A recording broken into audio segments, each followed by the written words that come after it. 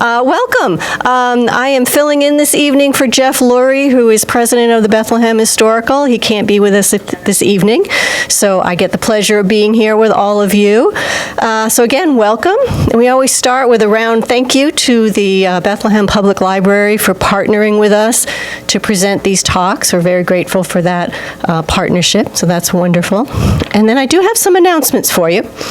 Our museum is open Sunday afternoons from 2 to 4 p.m.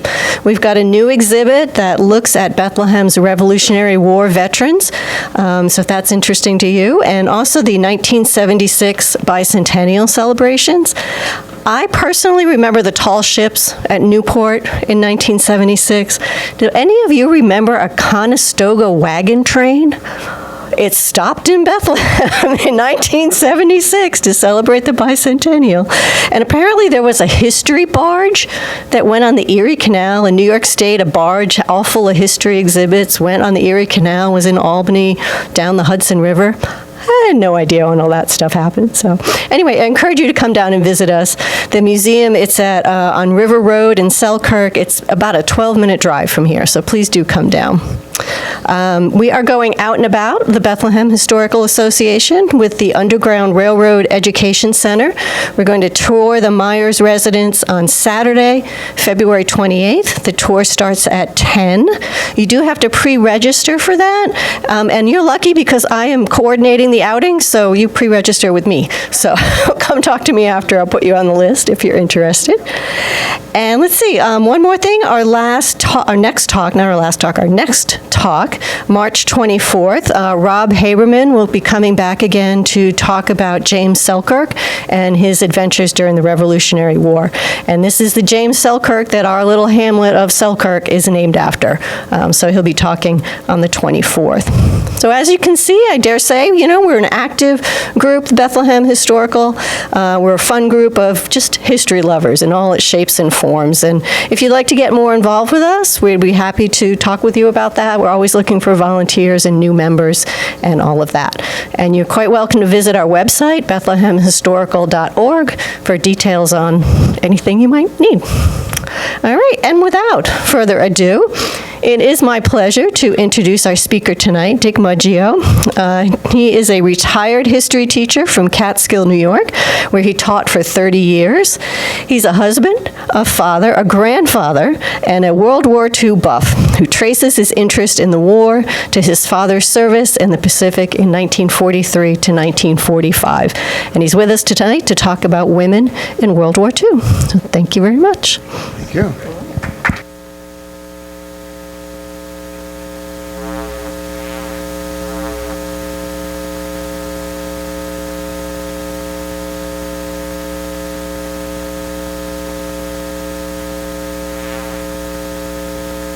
Can you hear me now? Yes. Okay. Well, first of all, thank you for coming out. It's a terrible night. I want to thank you for inviting me to do D-Day last year. It was a very nice turnout, and I was very flattered. Thank you for coming out tonight, and thank you for the 2 donations you've given me. They go to the Greene County Historical Society. I sit on the Board of Trustees of that society, and our main responsibility is to maintain the Bronx Museum and the Bronx Complex. The Bronx House was built in 1663. Okay, tonight's program is, of course, as you know, Women in World War II.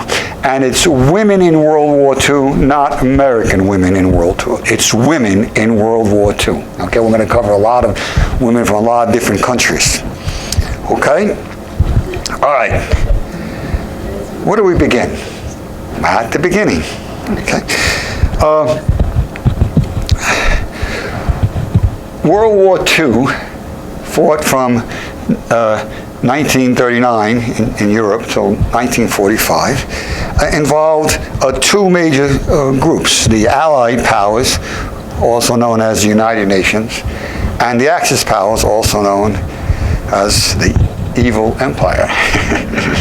Okay, the 3 major Allied nations were Great Britain, the Soviet Union, the United States. The 3 major Axis powers were fascist.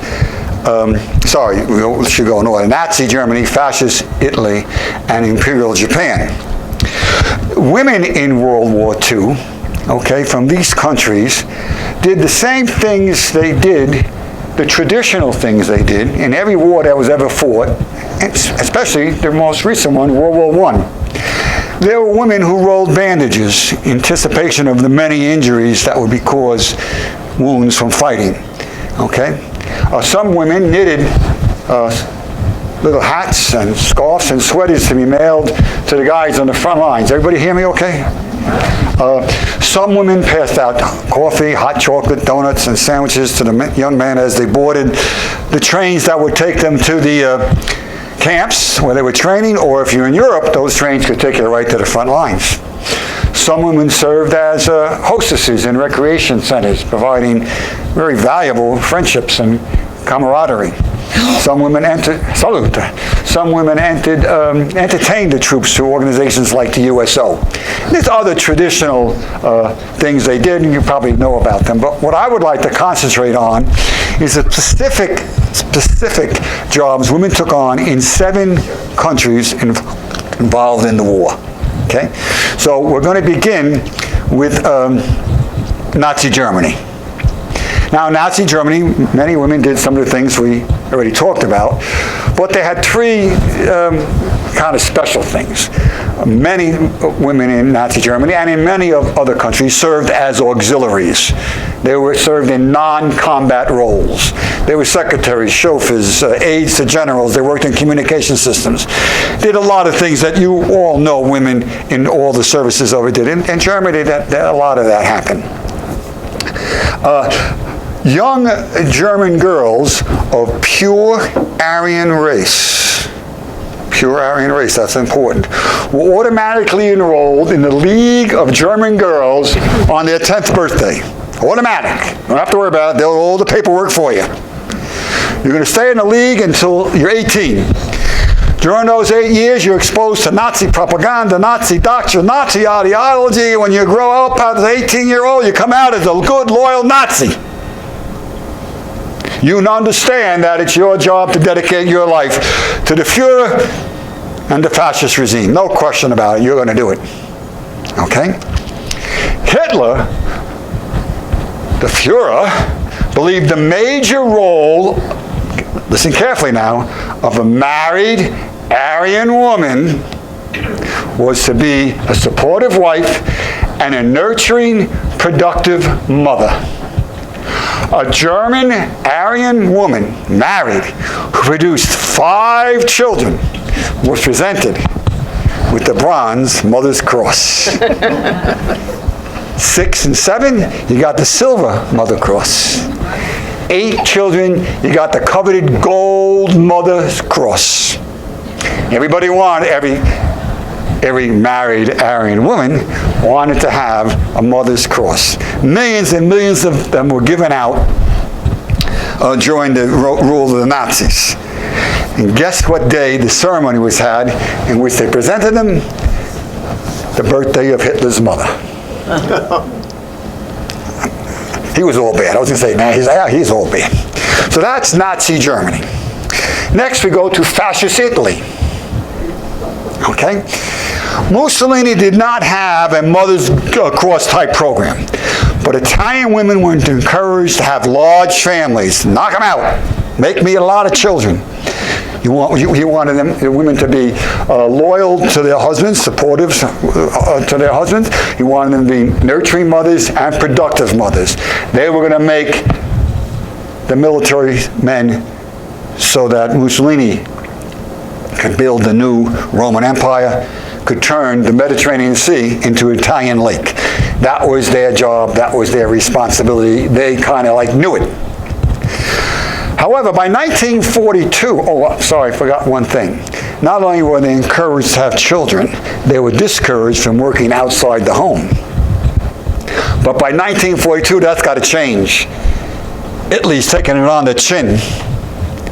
Mussolini's government now orders, ladies, go to the farm fields, harvest, plant, take care of the animals, go to the factories, make the weapons we need for war.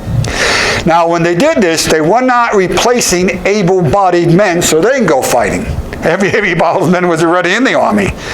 They worked next to old guys like me, cripples, wounded veterans.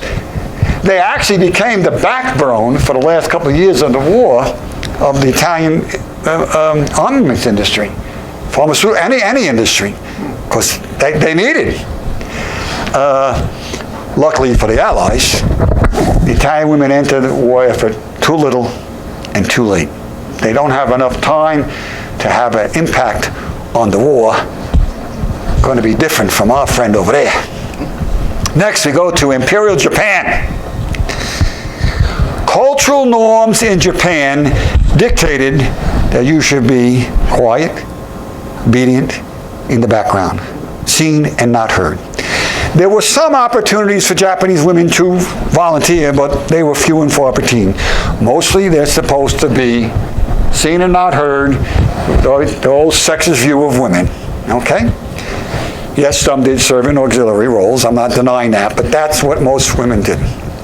Well, following the American victory at the Battle of Midway, and the American victory in the Solomon Islands at Guadalcanal, things start to really go south for the Japanese. The Japanese government now orders, now listen carefully, the Japanese government now orders all unmarried Japanese women who are no longer in school report to the factories and the farms. Did you hear what I said? All unmarried Japanese women. The Japanese government, even though the whole empire is collapsing around them, not prepared to order the country into total war. The only unmarried, and they got to be out of school. Okay? Japanese women, like the Italian women, enter the workforce too little and too late to have any meaningful impact on the outcome of the war. Okay, now we go to a country I didn't mention, France. France was an ally at the beginning of the war. But on June 14th, German troops march into Paris. By the 21st, or maybe the 22nd, so many dates I get some mixed up. I think it's the 21st. They sign the armistice, and the Germans take control of France. They're going to occupy the northern part. That's going to be called, ready for this, or your original name? Occupied France. The southern part is ruled by French people. They rule in the town of Vichy. Very creative. This is called Vichy France. The Vichy government officials were French citizens, but they were controlled by the Nazis. It was a puppet state. They knew where their bread was buttered. They knew what they had to do and say.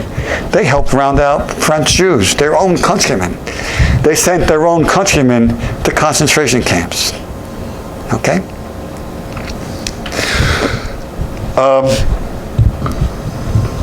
Between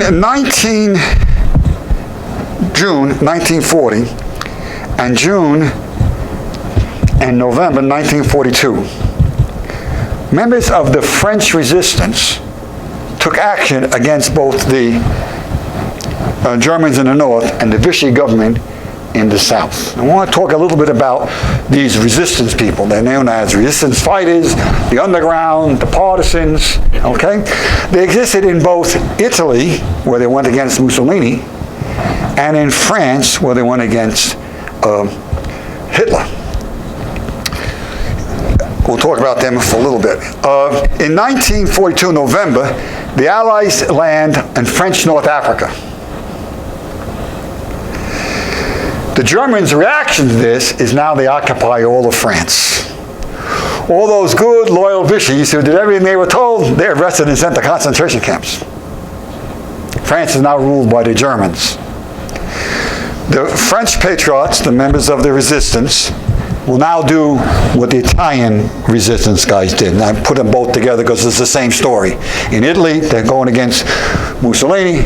In France, they're going against the Germans, the Nazis, Adolf Hitler. So what did they do? Men and women engaged in firefights with the enemy. You can handle a machine gun just as well as I can. I teach you. Okay? They sabotaged German equipment.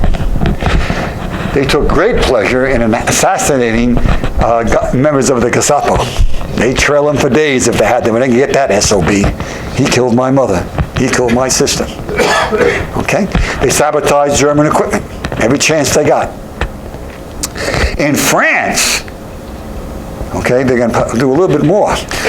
We'll talk about that in a second. Another thing they did, both in Italy and in France, okay, was gather intelligence for the Allies and escort downed Allied airmen out.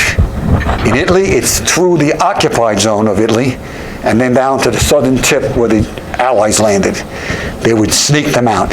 In France, until after D-Day, there's nobody there, so they would sneak them out of the country.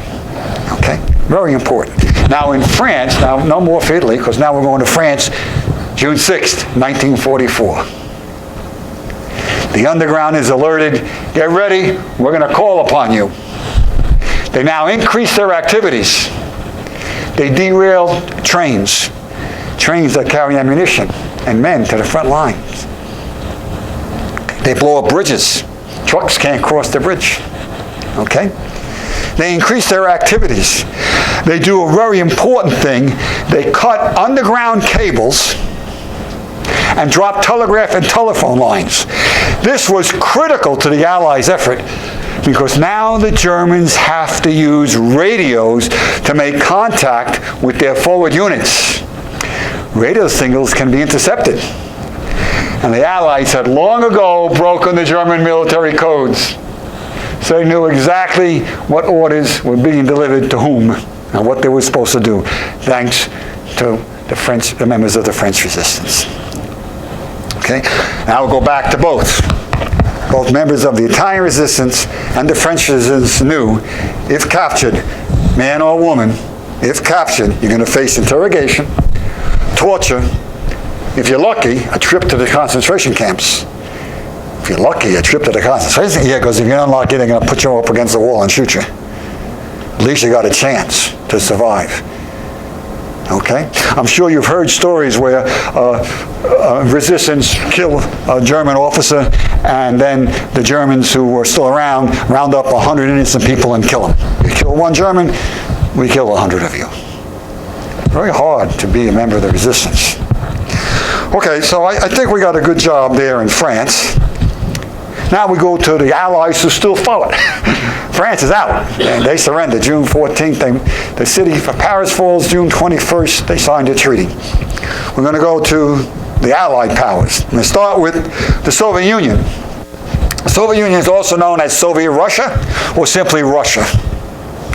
Now, you know, politics make strange bedfellows, right? Russia was a totalitarian state. I'm not going to hide this fact. Stalin was just as evil as Hitler. We can argue he was even eviler. Say that 3 times fast. Okay? And they were a socialist economy. Now, there's nothing wrong with socialism, except it doesn't work. It's a great idea. No one goes to bed hungry, no one goes without home, but it doesn't work. You need that incentive. That's capitalism. So we got America and Great Britain, capitalist democracies, fighting side by side with a totalitarian socialist state. Okay, kind of really interesting. I took a whole course on that in college. Very interesting. Now, as a socialist state, women were treated equally. Any opportunity offered to a man had to be offered to a woman.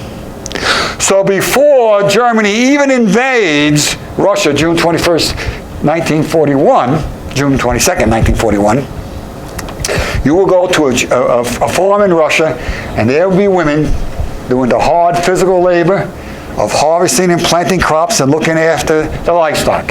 You go to a factory, and you're there. You might be working on the factory floor, but women could be foremen. You know why? Because a man was allowed to be a foreman. Show me you got the skill, you could become a foreman. Women become supervisors. Why?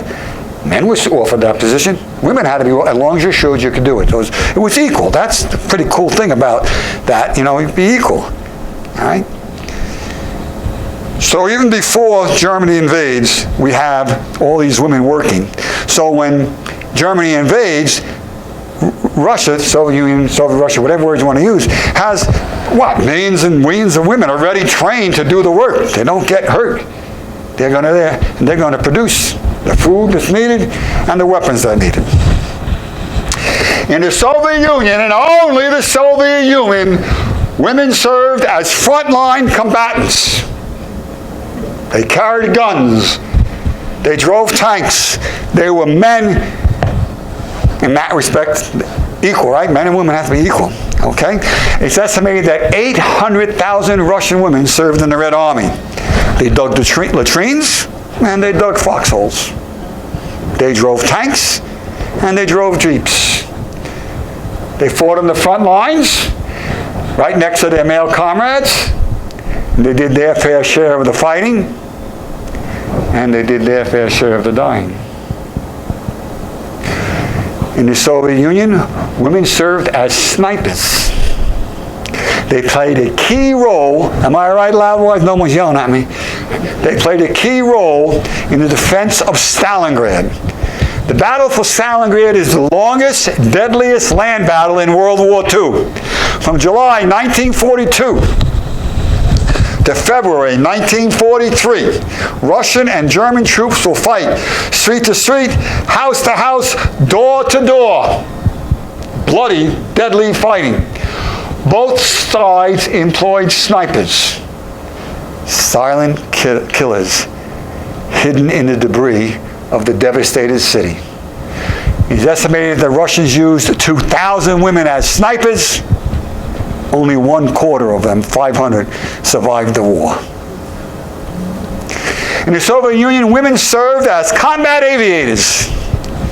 The 122nd Composite Air Group, composite means it would have fighters, bombers, and dive bombers. The 122nd Composite Air Group, almost everyone in that unit was a woman. They flew the Yak. My wife always says, don't you ever say the joke about them being yakking like women. I didn't say that joke. Very effective single-seat fighter. They flew the PE-2, a dive bomber. It had a crew of 3. It had a pilot, a navigator who also served as a bombardier. The third member was the gunner and the operator radio. They had targeted German ammo dumps, German supply facilities, German troop concentrations, bridges, anything of strategic value, and they were very effective. Women also flew, and actually they're the only ones who flew it, was the PO-2, a single-engine wooden biplane. This plane flew so slow that even with my bum legs, I could outrun it. You sent that PO-2 up into the sky in the daylight, you're going to get shot down really easily. Put up in the sky at night, no one's going to find it. Even a German night fighter would have a hard time finding this plane in the dead of night because he's going, boo! And next thing you know, he got the PO-2 in his sights and he flies right past it because he's going much faster. These night bombers flew very low. Ask me how low. So low the pilots didn't bother wearing a parachute. Because if they have to jump out, that parachute's not going to open up in enough time to save them. They're going to die anyway. And why have this thing on your back when it ain't going to help you? Okay? Ask me how low. How low that when 2 planes were flying over the German territory, the Germans could hear the women shouting to each other. There they are! We're going to get them! Good luck, Maria! Germans knew they were women, so they called them the Night Witches. Witches, not bee. In 1944, the women of this squadron developed a very effective tactic. 2 PO-2s would approach a German position in the dead of night. Dark. Very hard to see them. One a pilot would rev up his engine to full throttle, make enough noise to wake the dead, go swooping in. The Germans, hey, here comes the plane! Well, by the time they figured out, the plane's gone. hard to see in the night. Meantime, the pilot in the other plane, keeping his throttle, her throttle very low, just above stalling speed, she swoops in and gets them. The Germans learned to hate the sound of an approaching night bomber. They were going to get smeared. Okay? Now, whether a Russian woman served as a frontline combatant, a sniper, or a combat aviator, whatever task she took, they held their own against the best the Germans could throw at them. They won many medals.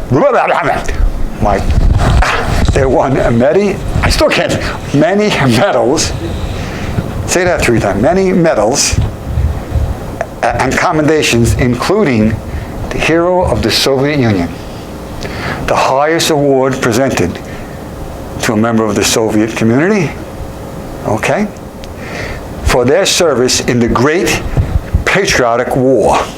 That's what the Russians called World War II. They called it the Great Patriotic War. Okay? What's next? Oh, Great Britain.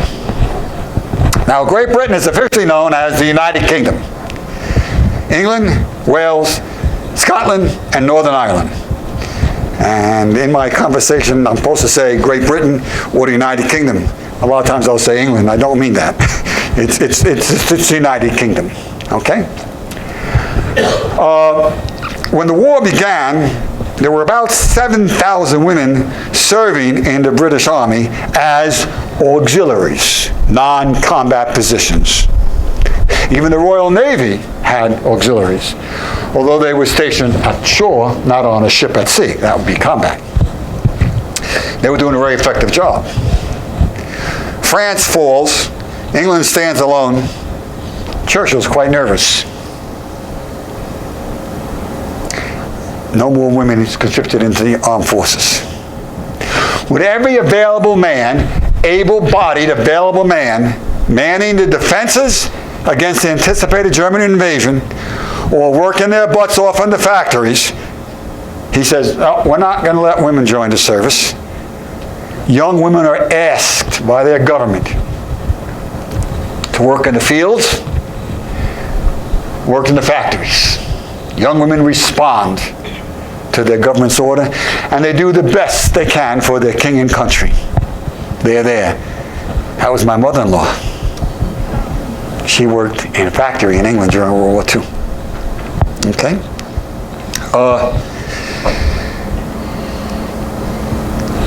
Some women, too old to work in a factory and a farm. It's hard, back-breaking work. That's all right. We got a job for you. These women will help escort the children onto the trains during the Blitz. They would look after the elderly, the disabled, the sick. After a bombing raid, the firefighters out there fighting the fire, you'll find women passing out coffee, blankets, helping somebody trapped, escorting them. Everybody did something. Some women served in the auxiliaries force as anti-aircraft fighters, manning those. Can a woman man something? Manning anti-aircraft guns and driving ambulances through the destroyed streets. In these two roles, the women of England were serving on the front lines, because during the Blitz, the cities were the front lines. 40,000 English people will die in a period of about 5 months during the Blitz. Okay? You're a woman and you got a pilot's license. I got a job for you. You're going to station yourself outside an airplane factory, and when a plane rolls out, fighters, that's what England needed, you're going to fly that fighter to one of the dozens of bases throughout England. Very invaluable job. That's called the Air Transport Service. Women in the Soviet Union and women in the United Kingdom, we couldn't have won without their contribution. Last, and really not last, because we got one more thing to do at the end. We come to the United States.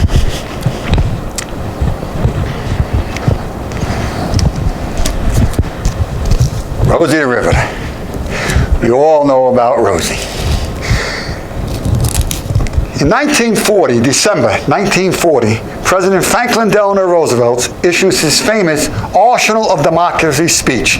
December 1940, one full year before America enters the war. Roosevelt announced that America will be the arsenal of democracy. We will supply the Russians and the British with the war material they need to stop any further German advances. December 1940, 1 year before we enter the war. American industrial leaders realize, we're not going to be able to do that. We can't meet his demands. The only way we can do that is employ women. And I don't mean women. I mean hundreds of women. I don't mean hundreds of women. I mean thousands of women. I don't mean thousands of women. I mean hundreds of thousands of women need to employ. Before we even enter the war, there's Rosie the Riveter. Right? She's working in shipyards, helping build the Liberty ships that will carry men and supplies across the Atlantic to the European theater of operation. You'll find women building aircraft, cruisers, destroyers, submarines. What do you leave out? Battleships. Okay? Building the two-ocean navy. The navies that will eliminate the Japanese and the German navies. They will build the B-17s, the B-24s, and eventually the B-29s. The four-engine heavy bombers that will destroy Germany and Japan's, I almost lost what enemy it was, Germany and Japan's ability to wage war. That's Rosie the Riveter. There she is, our hero, our heroine. It's estimated that over 4 million American women entered the workforce during the war, and 2.5 million work in war-related industries. Okay? Thank you for your contribution, Rosie. Women as auxiliaries. I don't really mean this, but I'm going to say it. Boy, men are stupid. And you know what? I really do mean it. You cannot believe the arm twisting it took, and I mean arm twisting it took, to convince the military brass that women could serve as auxiliaries and serve a valuable job. Every auxiliary job filled by a woman released a man for combat. How many times I got to tell you this? What's the matter with you people? Women would argue. You got to do this. Well, it finally paid off. The Army creates the WACs, Women Army Corps. The Navy creates the WAVs, Women Available for Emergency Service. The Coast Guard creates the SPAs. That comes from the Coast Guard motto, ever prepared. My Latin is getting worse as I get older. Semper paratus. That's where the word SPA comes from. Even the Marines accepted women as auxiliaries, but they were never given any endearing nickname. As auxiliaries, women were taught military etiquette. Oh, that's a British salute. Military, I forgot what country it is. Right? And wore uniforms.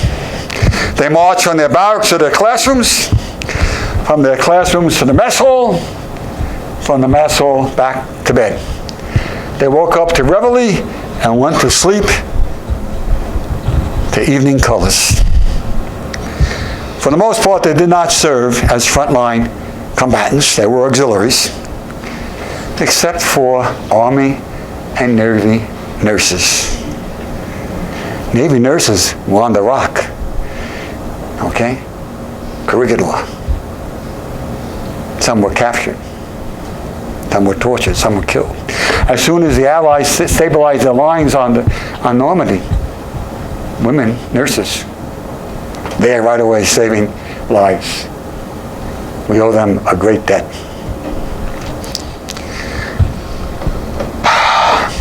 The women air service pilots, a special story. I twisted your arm enough. I'll twist your arm. What's the matter with you? These women pilots could play a valuable role. Nah, we know women should be. Finally, somebody in the Army Air Corps, that was what the Air Force was called back then, the Army Air Corps, said, hey, you know, they're right. So women with license would meet a plane at its assembly point factory where it was turned out and fly it to a coastal city where it's loaded on an aircraft carrier, taken apart and put onto a freighter, a Liberty ship. You got a license that allows you to fly multi-engine planes, 2-engine and 4-engine, that's bombers. So they would fly bombers, women would fly bombers from assembly points, hop across America, however far that had to go, all the way down to South America. Picture your map of the world, take the short hop across from South America to Africa, and that plane would begin its journey towards the North African theater of operations, the Mediterranean theater of operations, and eventually the European theater of operations. That's the WASP. Want to hear how stupid men were? Say yes, because they really, I'll show you how stupid they were.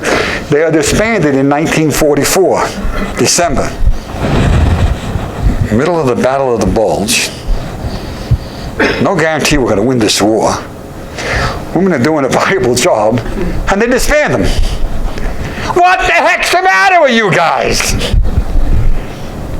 They are not recognized as veterans until 1972, when President Jimmy Carter signs the law, and they are veterans and entitled to all the things veterans get, and as a way of saying thank you for your service. I told you men were stupid. The 6888, another special story. At the end of 1944, they have a problem in the European theater of operations. Mail is not being delivered on time. Morale is going down. Talk to any soldier, even today, even a guy who's not in a combat zone, who wants those letters from home. There's truckloads of mail backlogged in warehouses. Bags of mail, they're not going anywhere. The whole system is broken down. What's the Army's solution? The 6888, the Central Postal Delivery Battalion. Every member of this battalion, from the commanding officer to the lowest private, was an African-American woman. The brass said, I could take the woman 6 months to straighten this mess out. Boy, they are stupid. They really do underestimate you, don't they? They did it in 3. Every soldier, every airman who served in the European theater of operation owes a debt of gratitude to these women. Their story is not well known, but thanks to them, once again, mail call meant mail from home. Not, I got nothing for you guys, I got nothing for anybody. Mail call meant mail from home. They did a great job. 6888. Okay, well, women did other things we need to discuss in America. They served as code breakers. In Arlington, Virginia, not just outside of Washington, D.C., the American government brought together 10,000 code breakers. 7,000 were women. African-American women also. They helped break the German Enigma code. We know where the German submarines were. We know where they were going to go, where they were going to be. We knew a lot about German troop movements. Thank you, girls. You did your job. You helped out. American women broke the code that told the American Armed Forces Admiral Yamamoto's route on an inspection tour. Now, Yamamoto was the man who designed the attack on Pearl Harbor. This information is passed up the chain of the command. It depends which book you read. Some books said Churchill. Roosevelt got involved. Other books said he didn't get that far. But anyway, the order was given, shoot the SOB down. So the genius behind Pearl Harbor, the man who killed over 2,000, his actions killed 2,000 Americans on December 7, 1941, brought down by the work of American women. Thanks again, girls. Women served as scientists in research labs across the country. You would find women scientists and women technicians helping create the weapons that will help win the war. Isabella Carl was a scientist. She helped build the atom bomb. She worked on the Manhattan Project. High school girls worked on that Manhattan Project because there was very intricate work. You had to watch all these dials and needles and had to keep an eye on them. Well, these girls are out of high school. They don't come with any preconceived notions about, what work should be like. And they're very trainable. And they kept their eyes on all these gauges. Okay? They did this at Oak Ridge, Tennessee. They didn't know what they were doing. Nobody knew what they were doing. All they did was observe, hey, lots of stuff is going in here, but nothing's going out. That's because what was going out was fissional material on its way to New Mexico, and it was fit in a lead-lined suitcase. Nobody knew what they were doing. They knew they were working the war effort, but they know what they're doing. When did they find out? August 6, 1945. Holy crap, we did that. We helped end the war. Women did that. Young teenage girls did that. Women served as war correspondents, journalists covering the war. Boy, did they get screwed here. They did the same thing as male correspondents. They worked and lived under the same conditions. Walter Cronkite asked for and given permission to fly in an American heavy bomber in the skies over Nazi-occupied Europe. A woman asked for that privilege. No, bomber over, that's no place for a woman. Robert Capa is given permission to be with the attackers on D-Day, June 6, 1944. Martha Gellhorn, Martha, a woman, asked for the same opportunity. No, women shouldn't be doing that. Well, Gellhorn, being Gellhorn, refused to take no for an answer. On the morning of June 6, she hides in a hospital ship. On the morning of June 6, she's on Nazi-occupied soil. While there, she helps take care of the wounded women, nature, my mother, my wife, my grown-up daughters, women. That's what you do. You're great naturers. Don't ask me to help you. I'll screw it up. And then she returns to England with some heck of a stories to tell. She was there.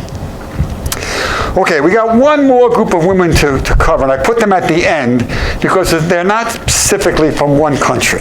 They're from many countries. There's an American involved, so that's pretty cool. France falls 1940, June. Most of Europe is either neutral or occupied or aligned with the Nazis.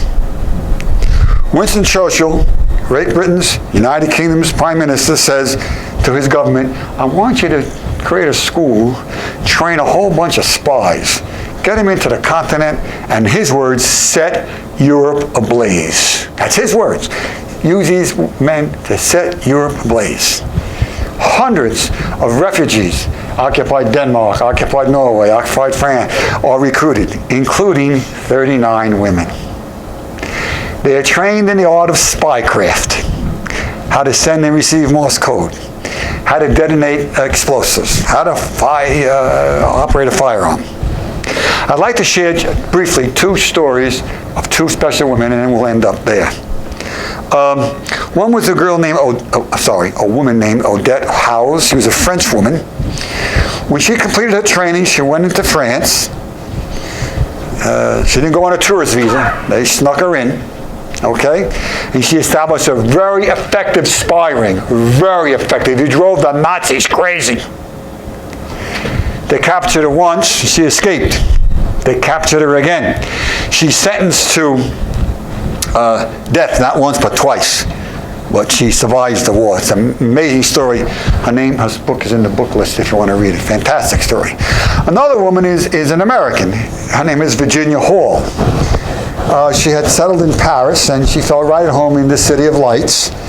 When France falls in June 1940, as an American, we're not at war yet, so she gets out. She can, it's got no problem. And she makes herself to London, and she says, I'd like to be a spy. So she, through connections, she meets the guys in charge of the SOE, the Special Operations Executives. I want to be a spy. No, you can't be a spy. And not because she's a woman, because she only has one leg. The other one is artificial. No. Virginia said, well, that never stopped me before from doing anything. I want to be a spy. No, you can't be a spy. Now, you don't understand. I want to be a spy. You can't be a spy. Finally, they say, all right, you'll be a spy. They get her into France, and she's very, very effective. Now, you would think a woman hobbling on one leg would be an easy catch for the Nazis. But they can't catch her. It takes a long time. Finally, they pick up her scent, and it gets around that they're going to catch her. They're on her trail. So she's ordered out of the country. This woman with one leg, her last assignment, she escorts a group of downed Allied airmen over the snow-capped Pyrenees to neutral Spain. One-legged woman. She does that. Makes it back. The Allies invade, stop us at beach, said everything is cool. I want to go back in. Well, I told you men were stupid, but sometimes they learn. They didn't argue with her. Go right back in, we could use you. She survives the war, and she has a career in the CIA. And believe it or not, her career in the CIA was not as rewarding as it should have been. You know why? She was a woman. You know, women can't do this job. It just proves you can do it. I taught for 30 years. With my wife, I raised 3 girls. My wife was a victim of the glass ceiling.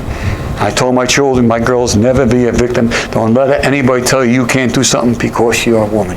You can't do something because you don't have the skills, you don't have the talent, you don't want to learn, you don't want to, but you can do anything you set the mind to. And the women of the Soviet Union, Great Britain, and United States, they helped win the war, without a doubt. Black women, white women, old women, young women, they helped win the war. That concludes my presentation. I would have time to answer any questions you may have. I tell you right now, if you answer a question, I don't know the answer, I won't make anything up. I'll say, that's a good answer. We take out your smartphone and find the answer to this guy's question. But don't believe it. Don't believe it. I'll tell you a quick story. I'm doing research now on the American Revolutionary War. That's my next series of essays and lectures. You read this book, you'll get totally different casualty results from this book. From this book. You read this book, on page 1 it will have one set of casualties, and on page 3 have another one. And the numbers are all screwed up. There's a lot of French men involved in the war. You hear the spelling and you think it's spelled this way, this guy thinks it's spelled this way. Because there's an Indian village, I don't know how to say it, but I found in the same book 5 different spellings. So be careful when you get on a smartphone. Not everything's up to stuff. Any questions? I'll do my best to answer questions. Well, either I bored you or I totally educated you. Yes, ma'am. Yeah, there's an extremely... I got to come close because I can't hear. Sorry. Extremely popular fiction book called The Nightingale by Kristen Hanna. Yes. And it tells the story of a woman, I read it many years ago, you might have to help me out, during World War II who escorted, was it pilots? 2 sisters. 2 sisters, right, during the war, who escorted, was it pilots? One was doing the pilots and the other was doing the children plan. Right. Are you familiar with that? That story? Did they escort downed pilots? Yeah. Okay, so I don't know. I've never read the book. I don't tend to read fiction on World War II. I prefer to read nonfiction. That's just based on the true stories. That's what happened. Women in France, in Denmark, the members of the underground, the resistance, whatever words you want to use, they did things like that. They risked their lives. There were Germans who did risk their lives to protect fellow Germans who happened to be Jewish. Unfortunately, there wasn't enough of them. But yes, there are a lot of good people out there, and in World War II, they did their part.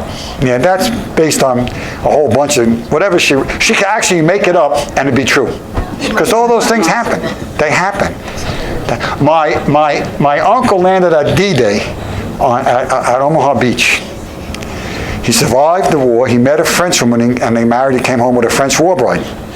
I remember I was about 7 or 8, maybe 8 or 9, and we went to my aunt's house for dinner. My father said to me, you eat whatever your aunt puts in front of you. Don't make fun of what it looks like, and whatever you do, don't complain about the taste. You just eat it. Why? Just eat it. Well, my mother was much more compassionate.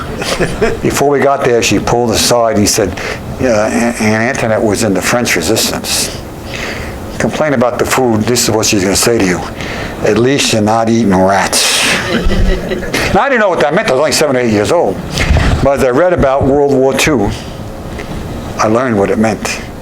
And whenever I went to my aunt's house, I felt I was getting the most delicious meal in the world. You know why? I wasn't eating rats. And that's what she had to do to survive. So women were unbelievable what they'd done, and they still can do it. Anybody, man or woman, can do anything they set their mind to. Anybody. Just, you got hard work. I always tell my kids, you know why I'm not a doctor? And I didn't want to be a doctor. I didn't do the work. But I could have if I wanted to. I tell my grandchildren, Papa has the secret to a great life. I'll share it with you. What, Papa? Learn how to read. You can read, you can do anything. Next question. That was a good question. Right in the back. I got to come because I won't hear you, even if you have a bullhorn. Say that. I need to walk in. So I know a woman, she's about 103. She lives in Glens Falls at Queensbury. And she grew up in England. She's over here now. She talked about, she had her pilot's license. She used to tow things behind the plane. Yes, that was another job. So they could shoot at it for target practice. That's another. Yes. This young lady here is pointing out another job of women pilots. I didn't bring it up. Is the fact that they would pull target sleeves, and gunners from ships and even pilots would do that. It's a safe job. They shouldn't be shooting at you. And it's a job that released a man with combat flying skills to fly combat. Okay? One of the things the Japanese did wrong, thank goodness, and the Germans and the Italians, is they didn't train women pilots. At least they could have done that. Thank God. Anything they didn't do helped us. Okay? They didn't use women to and we screwed up too. And we didn't use black Americans for the first 3 or 4 years of the war. Matter of fact, a lot of people think, oh, the guys finally succumbed to the pressure from the black community. Black newspapers would. That's true, but they really finally fell in because of the manpower shortage. They needed everybody. Many people think, oh, we won that war. That was easy. We were scraping the barrel at the end. We had no more resources left. Everybody who could work was working. Everybody who could fight was fighting. Okay? If the Germans had a good leader, thank God, Hitler screwed up. Man, that war would have kept going. Yes, question. I'm coming closer so I can hear. My question is, my father was involved in the Navy during World War II, and I just thought I'd see who could raise their hand and say... How many Navy veterans families in the audience? Or military in general. What did he serve in as a Navy? He served in Japan and France. Did he make it to the combat, or did he arrive late? No, he didn't make it to combat. He was more sort of like on the boat. Okay, well, he still did his part for the war. Did his part, yeah. We had to have occupying forces. Right. My dad served in the Pacific. And like all veterans, my father never told me anything about his service in the war. I didn't know diddly, and I didn't know squat. But I learned, here's a story I think you'll get a kick out of. When my dad died, we did nothing. Mom dies, now we got to empty the house. What's going to be donated, what's going to be thrown out, who wants what? I found my father's 1944 unit yearbook. In there was a photograph, a headshot of everybody in my father's unit. He served in the 16th photographic unit of the 498th Bombardment Wing, United States Army Air Corps. I never knew that. Underneath the pictures was the address of everybody there, their 1944 address. I wrote to them all. Address the unknown, address the unknown, address the unknown. I owe thanks to the postmaster in this small town. This guy had already moved, but he knew where he forwarded him.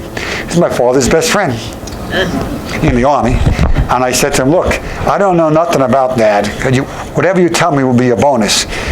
And his first personal letter back to me, because my first was a form letter, he wrote back to me, he said, my children saw your letter, and they insist that I share with you and them what happened. And I learned about my father's service otherwise I knew nothing. They never talked about it. And I sometimes I'm proud of myself that I didn't press him, okay, because I know I really don't know because it wasn't there. I have a pretty good idea what combat's like. And then at other times I wish I had. This guy's name was Bernie. He told me that my father was the most popular man on Saipan. Why? Well, my father could do anything mechanically. He could take apart that TV and put it back together. Now to screw out a place that still work. Well, on Saipan, they got all kinds of broken equipment. My father is master sergeant with technical sergeant in a photo lab. Photo labs have freezers. Photographic paper and freeze and film lasts longer if it's cold. I got a freezer. I got parts. I'll make an ice cream maker. You hear about it. You want an ice cream maker? We want 3 cases of beer. You asked about 3 cases of beer, I give you an ice cream maker. Okay? Why did he tell me that? I would like to have known that. That's pretty cool. That's pretty cool. There's nothing to be ashamed of. I know some of the things that he saw. It's not a pleasant sight to see a Japanese plane come down out of the sky, he knows the enemy, crash, and watch the guy burn before your eyes. That's not pleasant, even though it's an enemy. I know what he saw. I wish he had told me that, sir. That's pretty cool. He made ice cream makers. Everybody wants ice cream, you got it. Anybody else? Thanks for sharing that about, I forgot to bring that up. There's so many things like, I'm coming closer, wait a minute. Lady, he was just saying that some American female pilots went and flew in Britain. Is that true? I've never came across a woman combat flyer, but did she fly as an air transport service? Yeah. Yes, For yeah. this fitness. Yeah, there were women that were.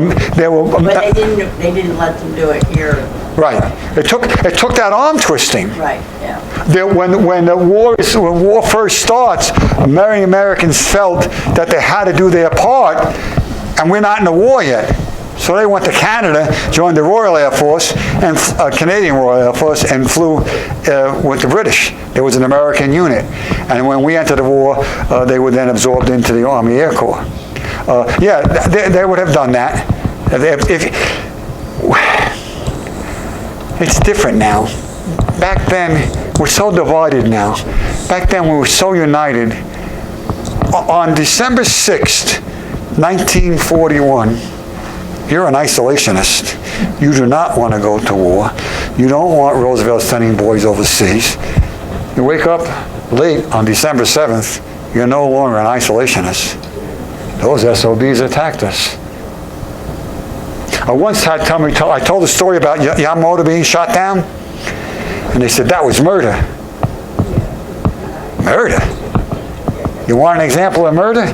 December 7th, 1941, 1,177 sailors and Marines died in Arizona. We weren't at war. That's murder. This was war.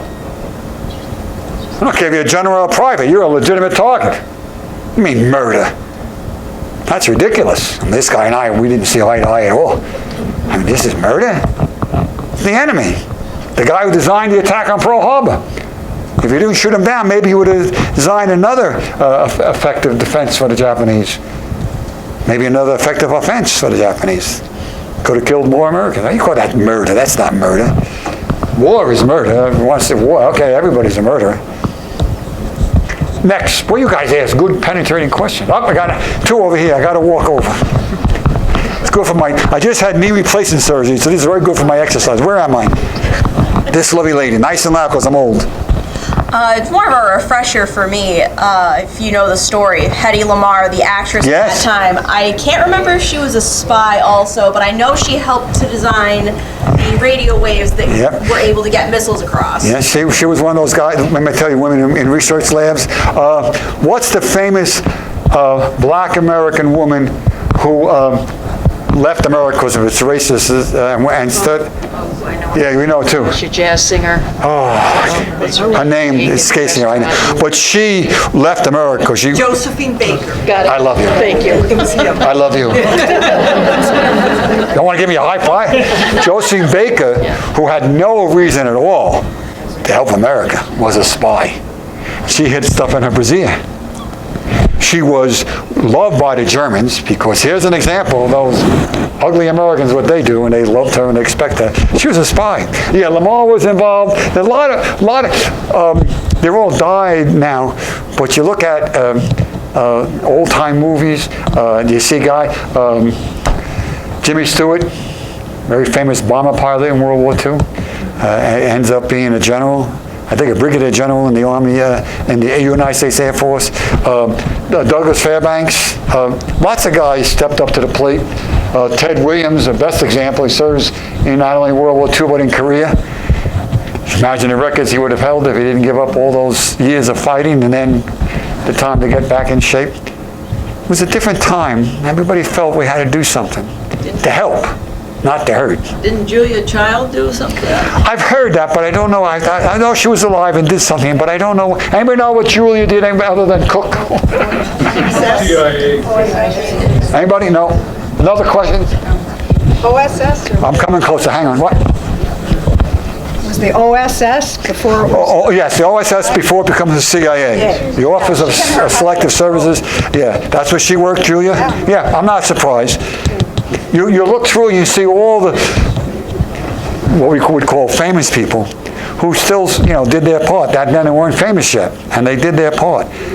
My father, my mother, my mother-in-law, my father-in-law, if your parents, grandparents were here, everybody chipped in somehow. Whatever you did was important. Walter Cronkite, I read his biography, and my friend said, why are you reading Walter Cronkite? He wasn't a fighter. I said, yeah, but you know what he did?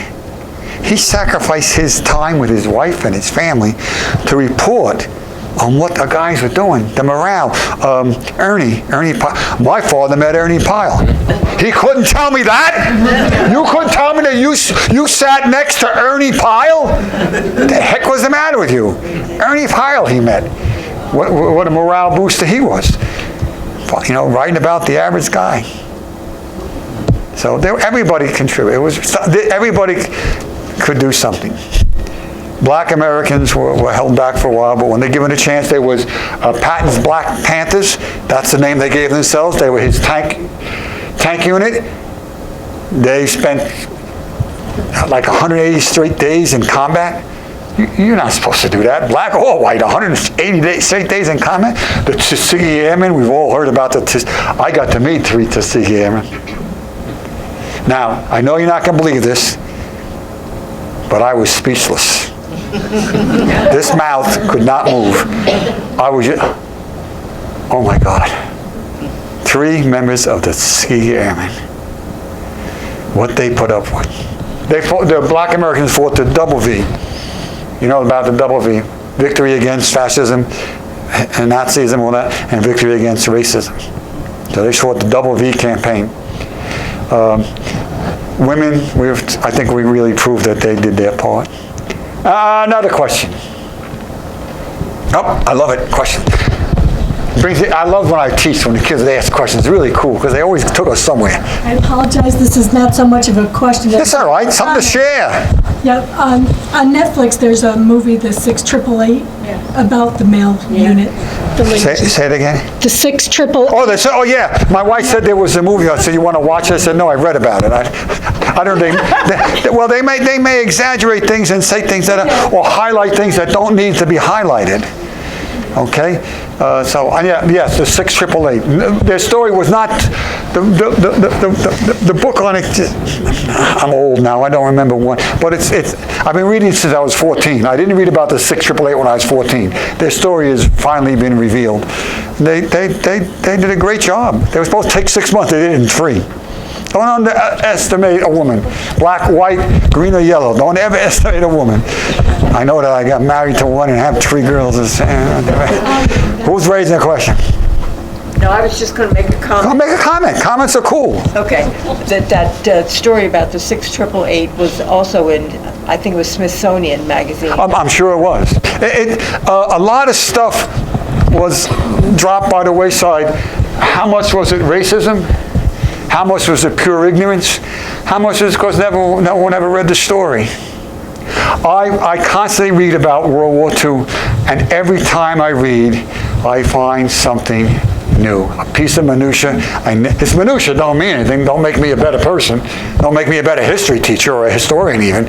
But interesting. And I can't tell how many times I read into things and say, what is that guy writing about?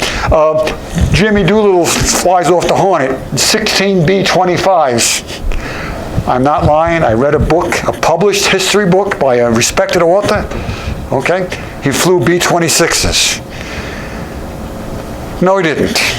B-25s. I was sitting with my very good friend Ron Gabriel, and we were back and forth. I said, Ron, I think I know what happened. the author is a historian. He wrote B25. Somebody is proofreading and checking it. He makes the 5 so sloppy that the next thing guy thinks the 5 is a 6, and finally the 5 becomes a 6, and then the what do you call the person, the editor, the guy does he don't know squat about World War II. He sees the words B-26, he knows there was a plane going. So that book made it onto the streets with Doolittle, who was a captain. He wasn't a captain, he was a lieutenant colonel. And I tried to explain how's that happen. Lieutenant colonel, okay, captain and colonel both begin with a C, but lieutenant colonel's got 2 words. How do you demote him to a captain? There's only 1 word. But you have my married children and my grandchildren, always out with the smartphone. I know that, Dad. I don't believe everything on those things. Who knows the phrase, Lafayette, we are here? You know the phrase, Lafayette, we are here? Oh. When Pershing lands in France in 1917 with the American Expeditionary Force, he supposedly says to the French, Lafayette, we are here. Saying to the French, you helped us, Lafayette. In America, we're going to come help you. So whenever I went someplace, I always said, Lafayette, we are here. Always. No one ever questioned me until my son-in-law one day says to me, he calls me Papa, because that's what all the kids say. Hey, Papa, what do you mean by that? And I tell him the story. He says, that true? I said, well, I've been teaching for 30 years. I've always read that. Out comes the smartphone. Now, according to the smartphone, Lafayette never said, Blackjack Pershing never said that. Blackjack Pershing didn't speak French, but one of his aides did, and his aide wasn't a private, he was a major. And he spoke French, so he gave that speech, and in that speech he says, Lafayette, we are here. So I said to my son, I said, okay, he's really my son-in-law, but we use the word son. I said, okay, son, now, was he reading Pershing's words or his words? Now that's the answer. If Pershing's words, then Pershing said it. And what the newspapers did is take the cheap way out. Pershing said, what they should have said is Major Smith, speaking for Pershing, said, and then we would know. So I told my son, all right, wise guy, you caught me in maybe a mistruth. Go find the answer. He hasn't found the answer yet. We don't know if Pershing's words were read by that major who spoke French, or that it was that major's words. Heck, it could even be nobody's words. The reporters said it. You never know. You got to be careful. Got to be careful. Boy, you guys asked good. Raised good point. Anybody else? Well, thank you for giving me this opportunity. Thank you for your donation. It will help us maintain the library and the museum. We have a lot of expenses. And if you've never been to the Bronx Museum, where's Susan? She's gone. You got to organize a trip down to the Bronx Museum. It's some days I'm the tour guide. When the tour guide needs a day off, I trained them, so I become the tour guide. It's a fantastic place, built in 1663. You know, when I give the tour, you know what I tell people? You know what the coolest thing about this museum is? There's no velvet ropes. You won't stand outside the room, and you won't hear me say, in this room, you'll be in the room. You'll be in that room where that history took place. That's pretty cool. Can't sit at anything. It's all, nothing's left from 1663, of course, but furnished from the 1700s, you can't. It's all, historic. But it's a pretty cool place. Come on down. I invite you. Come on down. Thank you so much. Thank you.